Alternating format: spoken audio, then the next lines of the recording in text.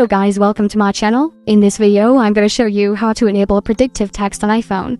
It is a fast and easy tutorial, so let's dive into it. Predictive text suggests words as you type, which can be helpful for speeding up your typing. To enable predictive text on iPhone, you need to be in your Settings app. So in your app library, open the Settings app. Here, scroll down to General. When you see General, tap it.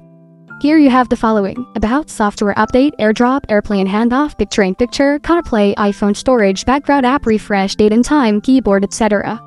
So from the options, open Keyboard. Here you have many options. They are Keyboards, Text Placement, One-Handed Keyboard, Auto Capitalization, Auto Correction, Enable Caps Lock, Smart Punctuation, Character Preview, etc. First, you need to turn off autocorrect. So from the options, go to Auto Correction. Next to it is a button that you can toggle on and off. So to disable autocorrect on iPhone, you have to toggle off the autocorrection option on the keyboard settings.